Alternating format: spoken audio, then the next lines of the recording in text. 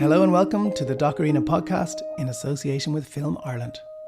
My name is Ross Whitaker, and in this podcast series, I talk to filmmakers about their films, both in terms of the subjects they choose and the way in which they fund, craft and distribute their work. In this episode, I discuss Chasing the Light with director Maurice O'Brien. Chasing the Light is a powerful feature-length documentary that tells the story of how a 60s hippie dream becomes a world-renowned centre for Buddhist practice in the Dzogchen Beara retreat centre on the cliffs of West Cork. There are challenges along the way, not least when their spiritual leader, Sogyal Rinpoche, is accused of misconduct and abuse elsewhere and goes into exile, leaving behind complex emotions and many questions for his followers in Cork. The film is a feast for the eyes and definitely best viewed on the big screen, where the stunning location and fascinating ideas will wash over you. I spoke to director Maurice O'Brien ahead of the Irish release of the film.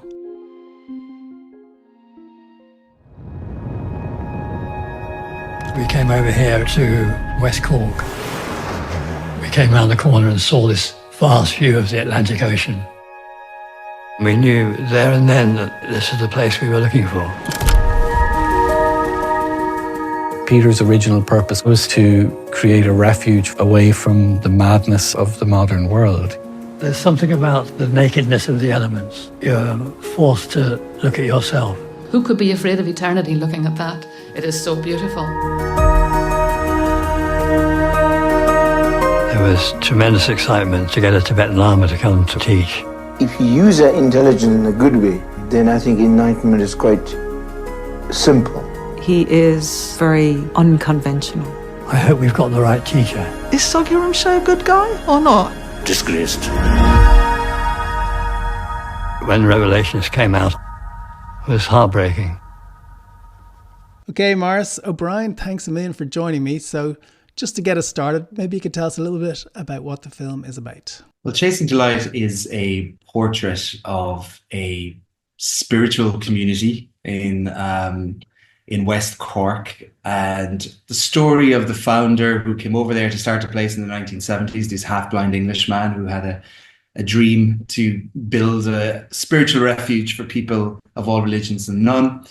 And it's the story of Peter Cornish, that founder, but it's also the story of the community that live there now, as they're attempting to build Ireland's first authentic Tibetan Buddhist temple on the side of a cliff.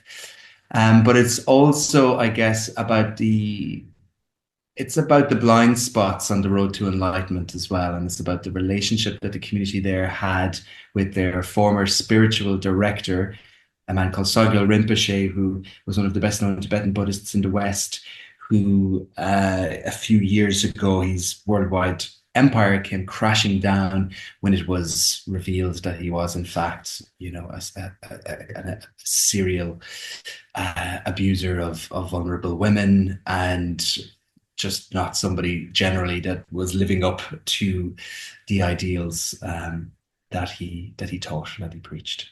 What was the kind of background to you getting involved in this particular story? I went down to Dzogchen Beara about 6 years ago now to do a week-long silent retreat, and I had never done a week-long silent retreat before, but I was so burnt out from having finished another project. I'd just finished a very long-running TV project through my own company. I'd never actually produced something through my own company before, so as well as directing the whole thing and shooting it, producing it, and it was set in the theatre with all of the added paperwork that comes with that. So very, very burnt out. Go down to this place, to this week-long silent retreat, and I was just absolutely blown away by the setting. It is in one of the remotest parts of Ireland, on this amazing cliffside, and the horizon is about halfway up the skyline. You're just looking out at the Atlantic Ocean. The place, just the view is like a meditation in itself. But then I was really struck by the mix of people that were on the retreat. So you had people that had traveled there from all over the world. You had stressed out mums. You had, burnt out 30-somethings like myself. You had people that maybe just lost a loved one. And we were all there to see what these ancient Buddhist teachings might be able to help us with, So that mix of people was really striking. And I could see that they had started building this huge temple, and I was like, well, that's an interesting kind of story to follow. And then I also picked up the autobiography of Peter Cornish, the man who had founded the place in 1974, and started reading that. And I just started thinking, wow, this is such an incredible story. This guy is such an amazing character. Why don't I know about him? Why don't I know more about this story? It was partly to do because, Peter was now living essentially as a hermit. He didn't really come out. He had never told his story on camera fully before. And so, basically, day 2 on this silent retreat that I had gone on to try and escape from work. And, day 2 rocks around, and literally all I could think about was, I need to make a film about this place. And how quickly can I start? What does that tell you about documentary makers? Oh my God. It's the engine that just doesn't stop running in your head. It's the curse and the blessing, I would say, because everything maybe could be a potential documentary. It all feeds into, I hope, feeds into the kind of general idea pond, but it's really exhausting as well. It's really hard to turn off, because how do other people relax? Other people relax by putting a film on or putting the TV on, whereas for me, I'm like, I just can't help but shoot into, oh, how did they make that? Oh, that's an interesting character. Why did they do it that way? So yeah, I mean, I think with this one, for me, I've been making TV documentaries for a long time, like 20 years, pretty much for the BBC and RTE and Guardian and so on. And I so dying to make a feature doc. It was the dream for years and years. And I'd made a few shorts that had gone to festivals and stuff, but I was just really trying to find that idea that would work as a feature, that was big enough in terms of having a big enough story arc that, it had 3 acts, that the visuals would kind of demand to be seen on a big screen. And for me, so I guess when I stumbled into this idea, then it was like, oh my God, this is it. This is the feature. You're not going to do much better than this. There was just so many different layers to the story. What is it that made you want to make a feature in particular? Is that kind of what brought you to documentary making, those kind of experiences of seeing a documentary in the cinema as opposed to like a fictional or a drama film? What kind of brought you to it, and what kind of stories did you want to tell? Well, I mean, look, we all kind of get into it because we think we might be able to have some benefit in something that we make might do something to help the world in some way, be it raise awareness of an issue or, kind of address an injustice or just shine a spotlight on a really interesting, inspiring character. I mean, I guess for me, my career started actually with the BBC about 20 years ago. And it was at the time when, the BBC was still in its prime. You could make a documentary that would get serious traction, that would be seen by millions of people, and that would be in the national conversation, those kind of water cooler moments where people are all talking about a documentary or something they've seen on TV the night before, the next day. And also it was kind of around the time when Kevin MacDonald was starting to make things like Touching the Void.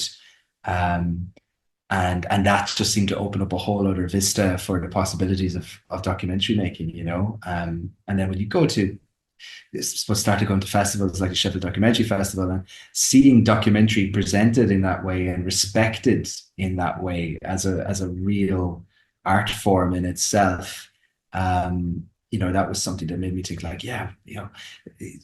making stuff for TV is great, but sometimes it goes out and you don't even really know if people have watched it, or you're kind of waiting for some TV reviewer to write about it. I suppose latterly you might have been on Twitter and seeing what are people saying about it as it goes out. But there, you can't get away from that experience of sitting in the cinema, as we all know, as anybody that makes films knows, sitting in a cinema surrounded by people watching your work presented in the kind of best possible way on a big screen, beautiful sound. There is a kind of narcotic element to that buzz, so that would have been the original. I think that really drove me in the beginning, to make work that would be worthy of people going to see it on the big screen. But obviously the industry has changed drastically in the last 20, 25 years. So yeah, I think I'm going to have to possibly change my motivations around that kind of thing as well. Was there a particular, like even within documentary, you have so many different kinds of documentaries. So like, hesitate to use the word genre, but people are coming at documentaries from all different types of angles. There's so many different types of subjects. Did you have a particular kind of area of interest that you wanted to go towards? Honestly, not really. I mean, years ago, I started actually as a print journalist, and I was always obsessed with Robert Fisk, the great foreign correspondent. And so I wanted to travel. I wanted to make films where I got to go to different places and experience different cultures, and celebrate those cultures on film in a way that would make other people interested in them, and that would be entertaining, but also informative. So there was that element, but I was also, I think certainly like a lot of filmmakers I know, I'm a bit of a frustrated musician. And so I've always been drawn to the arts, and I've always been drawn to music documentaries. I mean, I worked for the BBC Culture Show for like 6-7 years. That's kind of where I learned to direct, I would say, and drawn to those kinds of stories. But in terms of features and the longer form films that I've made, I just kind of follow my interests, and I think you just know a good story when you meet one. And increasingly for me, it's like I'm aware now how long it takes to make these things, and the intensity of the relationship that you're going to have with the people in the films. So I think I'm probably more careful about the projects that I choose, because I'm aware that that's what it's going to be, that's what it's going to entail. So I need to, so I think I want to make films about people that just really interest me. And it's not even necessarily that you get on really well with them and you're best mates or whatever, but it's like there has to be something about it that you think, no, there's something here that I want to find out about. There's something here that, this is going to be a process, and this is going to be something that I'm going to learn, and hopefully I'm going to get something out of this film that I'm going to take with me for the rest of my life. That's not just about, oh, it got into this festival or that festival or whatever. Do you know what I mean? It needs to be kind of deeper than that, I think.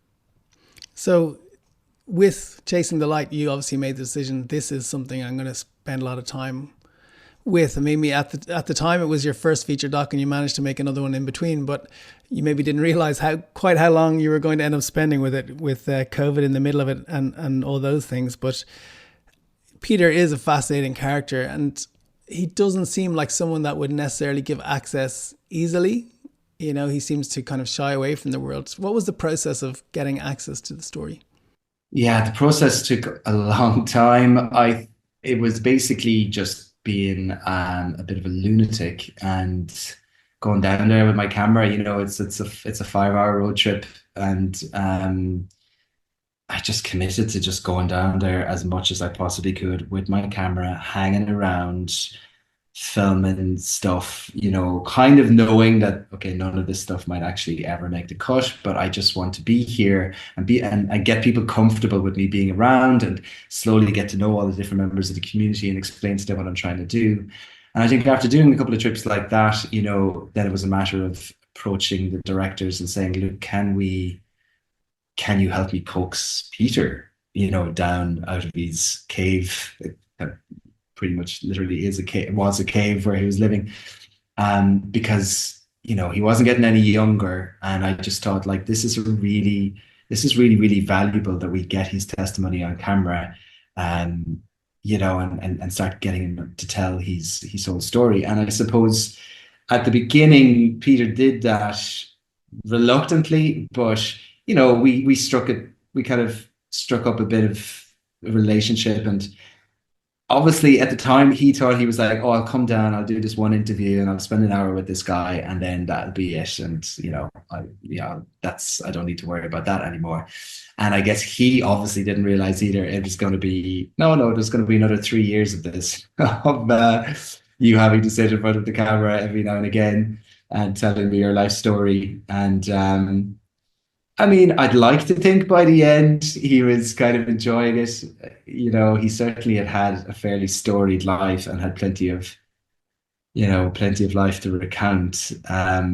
But I mean, in terms of getting the overall access to the community, and there was a few controversial aspects of the story that I knew I'd have to cover, which I'm sure we'll get to. But I was essentially filming for 2 years before there was any location access agreement in place. So essentially I was filming for 2 years, not knowing if I would be able to actually ultimately use any of that footage, and that was pretty nerve-wracking, obviously. Then in terms of, when you were filming, I suppose, when did it become a real thing? Obviously you went looking for funding and that kind of thing, and you had to be granted that presumably to help you keep going. When did it become a real thing? And then I suppose, how did you think about how you wanted to approach it? And like, what were the elements, I suppose, even for funding? Did you have to build a trailer, all that kind of stuff, in terms of something where the access was still maybe in flux? Well, yeah, I mean, I guess it's developing all the time. The more time you spend down there, obviously, the more material you have to work with in terms of cutting a trailer and that kind of thing. I initially applied to Screen Ireland for development funding because I just thought, this is a film that really needs to be seen on the big screen, and I wanted for that to be the model for, to be back engineered from there rather than kind of afterwards going, oh, maybe this could be a feature. So I wanted that to be the kind of thinking from the beginning. Screen Ireland turned it down twice for development funding.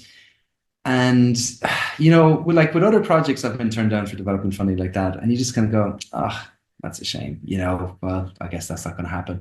With this one, I was just so convinced that it was, it had the makings of a really, really powerful film that I just wasn't going to let anything stop me, basically. So I then, after Screen Ireland turned it down, I went to RTE, and the religious commissioner there, Roger Childs, was willing to kind of give me a letter to go to the BEI to get to go down that route of funding. But still, I still had this kind of fixation that, no, this needs to be a feature. So producer Claire Strong came on board, and Claire's just this amazing, she's a producer. She's got a really strong track record. She's done some amazing films like The Farthest and Shooting the Mafia.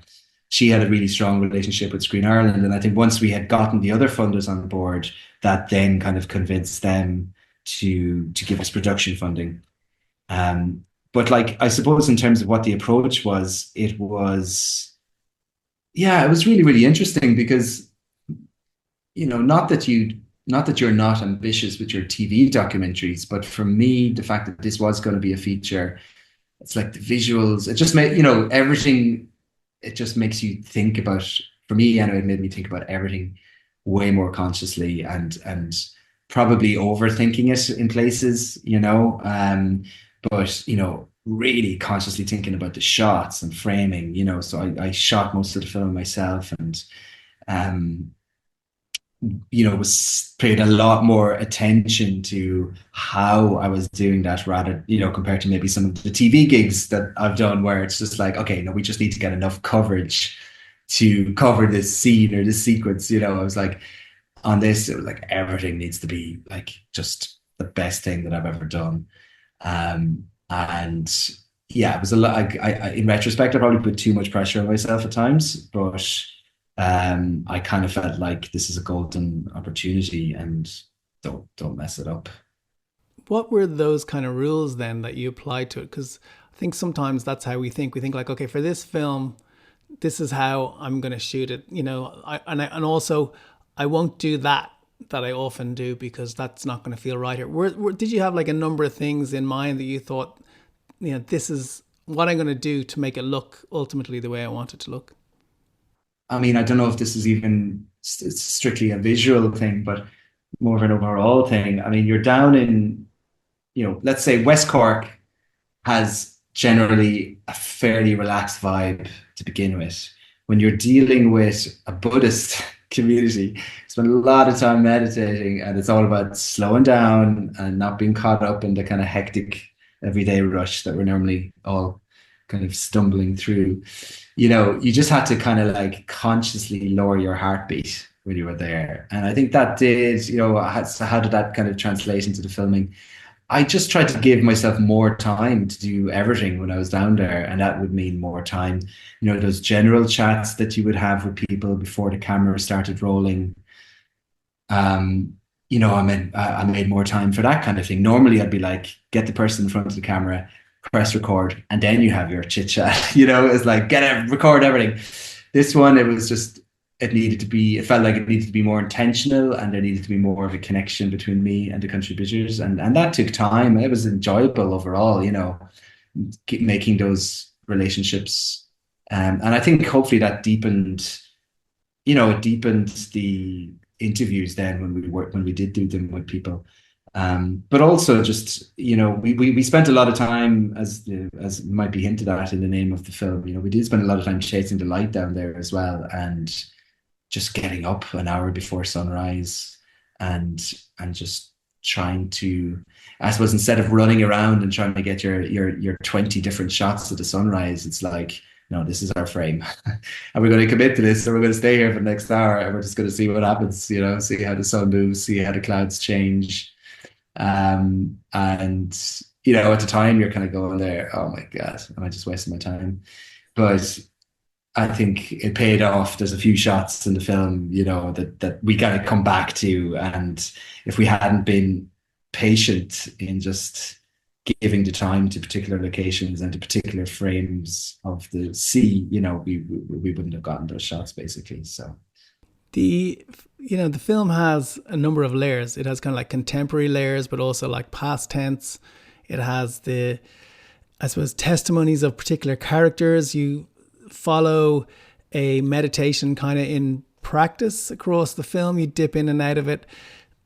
So you have these numbers of elements. And how did you approach that in terms of, did you kind of have a list of like, I want to get some of this and I want to get some of that? And then when you came to then try and bring those things together in a film between like timelines and settings and so on, what were the difficulties? And I suppose, what did you kind of pick up from trying to make that all work together?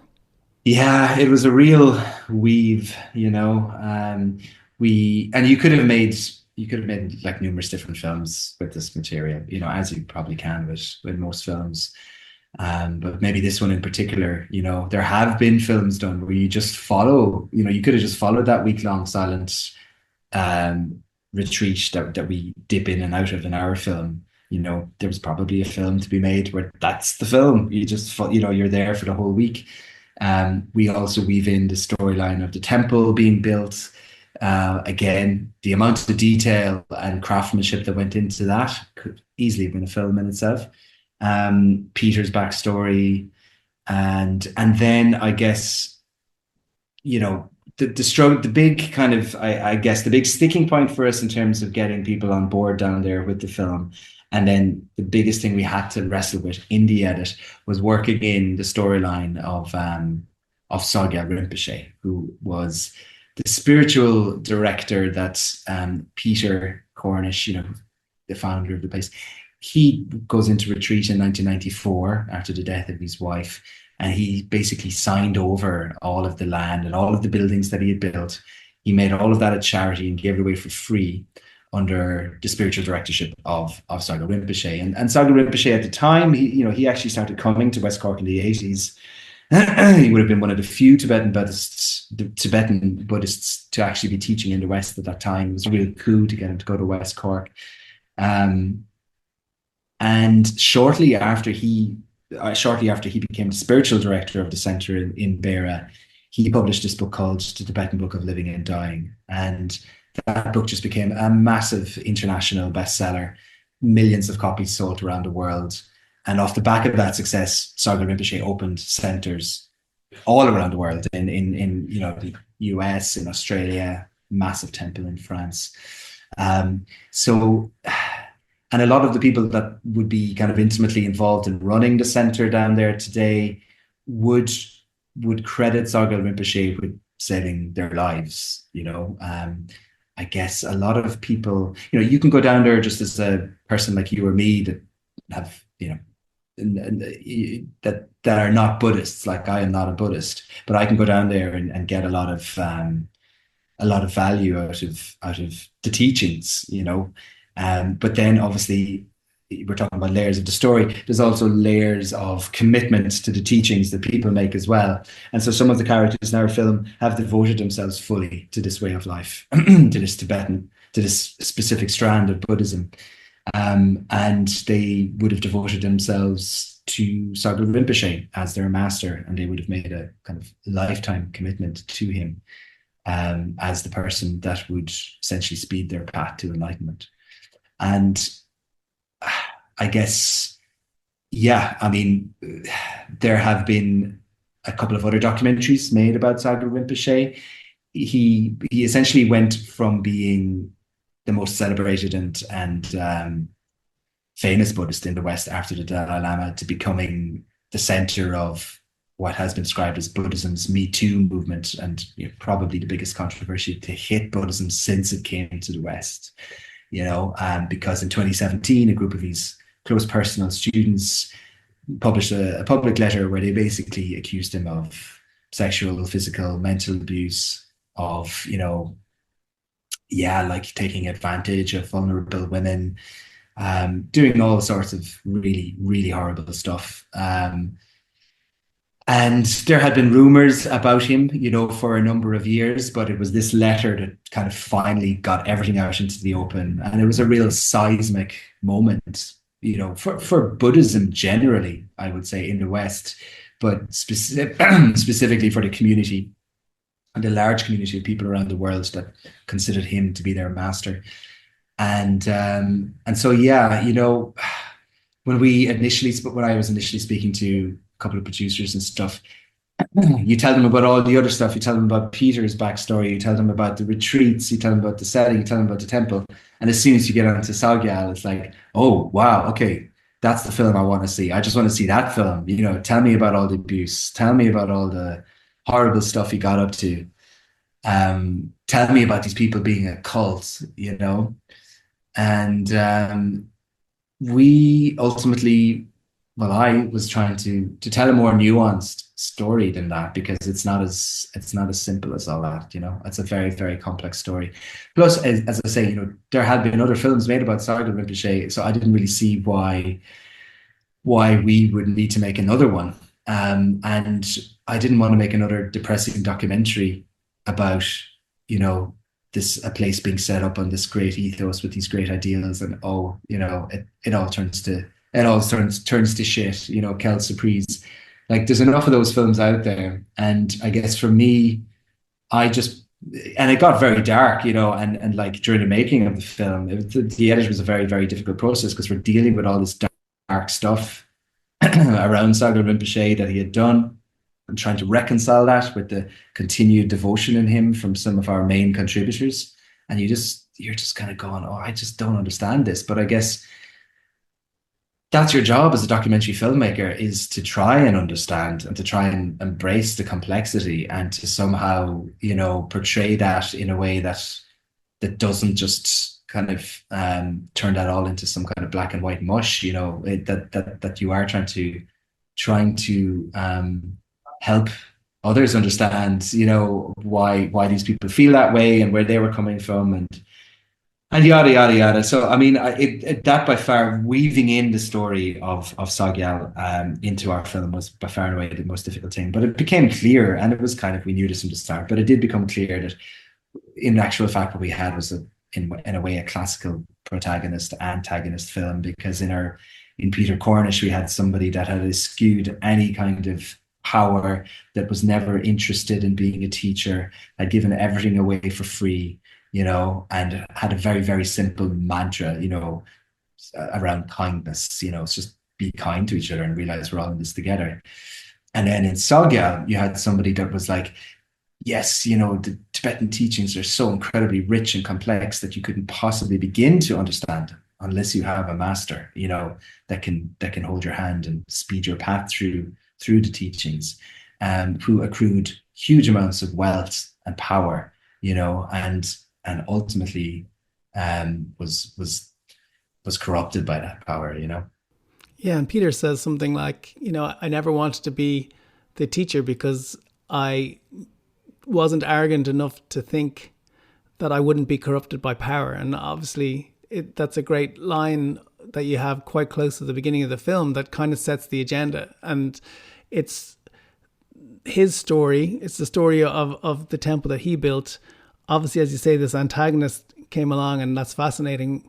And I think it's also important to be clear that there was no suggestion of any abuse by Rinpoche in Cork. So obviously that complicated things further in one way, because although obviously we're happy that there wasn't, if we're talking about him, then, you know, people need to know, I suppose, that the characters in your film weren't affected by him in that way. So why it wasn't natural for you to go down that path then, was it? Because you know, that's not what happened to them, you know, but they were ultimately affected by the ripples of that.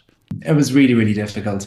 And we struggled for a long time. We thought, like, should we go and talk to some of these people that have been abused by him, you know, even though it wasn't in Ireland, you know, it would have involved, do we fly to France? Do we fly to America?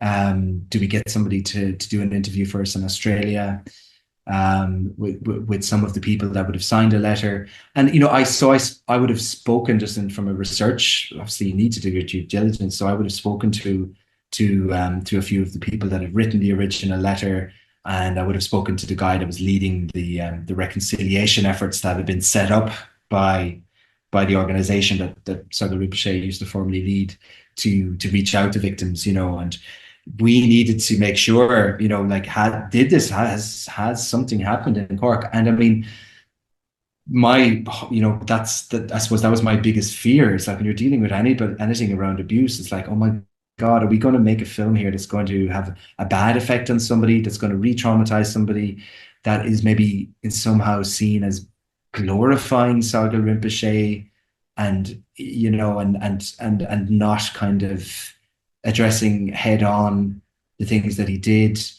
And it was really, really tricky, and it was really, really tough. And yeah, we did kind of, we did think, should we go and interview a few people? But it would have been so, because the entire film is set in West Cork. None of, you know, there wasn't anybody that we were aware of that had been, you know, seriously hurt or abused by him there. So it would have felt a little bit weird for us to then, yeah, as you said, to kind of go away and film. Now, like, we did explore that avenue, and we did, as I said, we spoke to a few people. And to be honest, you know, again, because there've been these two other films made that did feature a lot of testimony from people that had been very badly hurt by him. And I would have reached out to some of those people and even tentatively asked about the possibility of an interview. And for many of them, they were just like, you know, I've moved on with my life now. You know, this was 6-7 years ago, and I don't really want to have to keep talking about this guy, you know. So then as a filmmaker, you're like, well, are we just re-traumatizing these people by forcing them to do, or trying to force them to do an interview with us? And yeah, so we tried to keep it focused on the Cork element, whilst, you know, still giving you the details in the film of what he had been accused of. And in a way, you know, the people, God, like, I mean, in a way as well, the people that are still devoted to him have, you know, were also some, you know, you could argue that they were victims in a way as well, because of, yeah, the way that they're kind of, there's a line in the film where one of our characters says, you know, especially coming from an Irish Catholic background, you know, there's a line there between devotion and obedience. And maybe that line is not as clear as it should have been, you know, in relation to into how they regarded him, and into how they kind of accepted some of his behaviors. Yeah, I mean, it's a tricky thing about making a film, isn't it? That there are so many different ways you can tell a story, and then there'll always be people that say you should be doing a different thing, or you know, you should be following another strand. But it seems, having seen the film, obvious to me that the thing to do was to stay in West Cork, and that's the story that you're telling. You know, and it feels like if you'd gone off and done some of those things that you thought about, you would have been bringing us outside of the bubble of this particular story. But it's a tricky one, especially because people are so drawn to, and I mean funders as well and so on, are so drawn to anything that just feels a bit nasty. Isn't that it? I mean, Yeah, absolutely. And like for me, it was about, okay, how the hell do we weave our way through this, and I guess for me it was about bringing it back to why did I want to make this film originally, and it was because I had been so inspired by Peter's original vision for the place and him as a character, which if you go down there today, that's essentially what has been achieved. You don't need to be a Buddhist. You can just go down there and you can dip into these teachings, and like it's a place where you can go where people will be kind to you, and you if you've lost somebody, if you've been given a diagnosis, you really feel like you're in this environment where you're held. It's it is an invitation to go deeper into yourself, and so like that's always, I just like, it was really important to me that we came back to that at the end of the film, that we made that yes, the place could have been destroyed by Sogyal Rinpoche, but that ultimately it was bigger than him, because Peter's vision was bigger than any one person, But I will say as well, like, it was by far and away the most difficult film I've ever had to make. I mean, geez, nothing comes close, and the edit was torturous because I felt, I felt like I had a responsibility to the people in the film that had been brave enough to tell us their stories and had been brave enough to talk about their continued devotion to Sogyal Rinpoche. But at the same time, I had an obligation to the people that had been hurt and abused by Sogyal Rinpoche to not shy away from that side of the story, even though I knew covering that part of the story in the film would be very, very difficult for the people that I had grown to know over the course of 5 years making the film down in Beara. And, we had initial screenings of the film where they just, it was extremely upsetting. It was extremely upsetting for some of the community down there to see, to kind of, I suppose, relive these accusations against their master. But for me, there was no other way, because, however painful it was for them, when you read the allegations of what Sogyal Rinpoche had done to people, it was a lot more painful for those people. But like, I felt this, it was like like, not to be too woe is me about it, but you do feel like this crushing kind of moral weight weighing down on you in the edit when you're working on a project like that, when you're trying to get that balance right. And, you're just trying to tell an honest story, but, the truth can be fairly complex and elusive at times. Yeah, I mean, I think also if you think of it as Peter's story, and then Sogyal Rinpoche as the antagonist, and then ultimately where you end up, I think it all makes perfect sense on an emotional level as well as a storytelling level. And you hope that the people that are in it can see that. And I guess, well, how have they responded to it, and what has it been like for you? I mean, it's so beautifully shot, and it's really a wonder on the big screen. What has it been like for you then to watch it, having gone into it with this idea, and then here we are, we're finally at the end? Yeah, I still find it hard to watch it, man, to be honest with you. We had a brilliant world premiere at the Cork Film Festival just a few weeks ago at the beginning of November, and that was fantastic. And all of the community, more or less nearly all of the community from Beara came to that, and that was a big deal. The fact that they were willing to come and see that. A lot of them had already seen it, but it's a different experience watching it on your laptop to then seeing it on the big screen with an audience, and that couldn't have really gone any better. Peter's children came over his daughter came over from London to see it, and everybody was really, really supportive, and that meant a lot. I think, yeah, broadly they've been supportive of it. At the same time, they kind of, and sorry, I just want to say as well that about seeing it on the big screen, I should say I shot most of it. I shot a good bit of the film, but actually the really, really beautiful stuff is thanks to Paddy Jordan, amazing DOP, who, is mainly doing drama these days. And I was absolutely so lucky to get a hold of Paddy, and how, I'll start a quick story about how it happened, because poor Paddy was shooting the young offenders in Cork and had gone down to do, to get away from that. He was feeling quite burned out from that, had gone down to Beara to do a weekend retreat to try to recover. And just so happened that he was put into the same cottage as where I was staying. And I just completely nabbed him. And instead of getting away from work, much like me, he ended up leaving, having been signed up to a multi-year project. So yeah, it was amazing working with Paddy. But yeah, to go back to how the community there have responded, community, like on a personal level, they've been great and really, really supportive. Are they, they're not exactly chirping about the film on their social media channels, I would say. I think that's partly to do with the fact that there is this kind of difficult chapter in it, to do with their master, that they kind of probably felt like they'd maybe moved through that and past it and don't necessarily want, and it's a story, I would say, that's probably not very well known in Ireland either, the Sogyal Rinpoche aspect.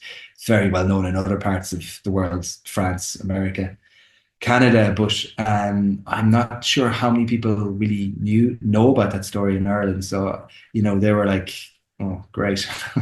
Now there's a film been made about it.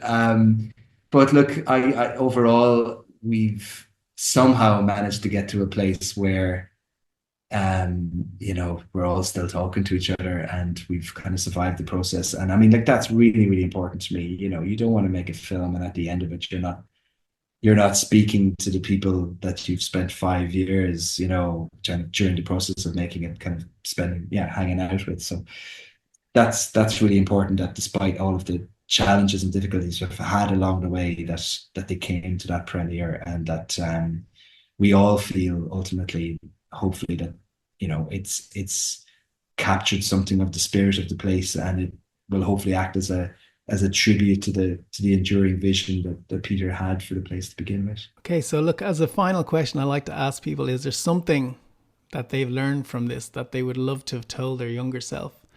What lesson would you have taken from this that you might like to have had imparted to you 10 years ago?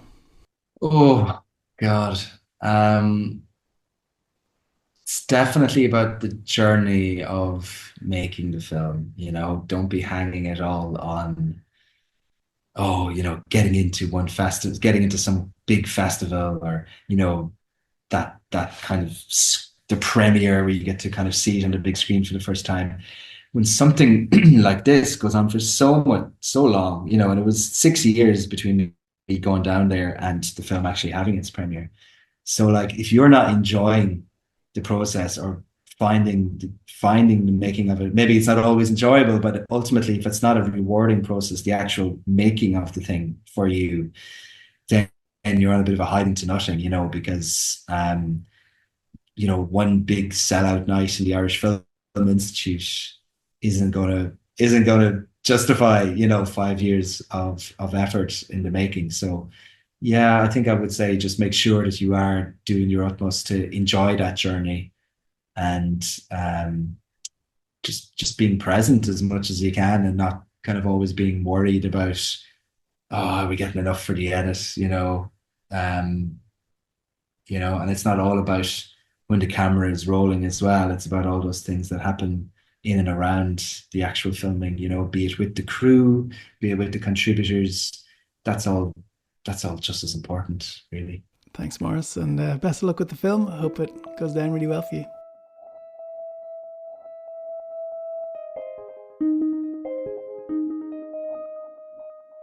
Thanks again to Maurice for taking part in the interview. Chasing the Light is on release in selected Irish cinemas right now. Thanks to Stephen Galvin and Film Ireland for supporting the podcast, and to film composer Michael Fleming for kindly allowing me to steal his music. You can find more of it at michaelflemingmusic.com. You'll find me on social platforms as Ross Whitaker TV, and of course, thanks to you for listening.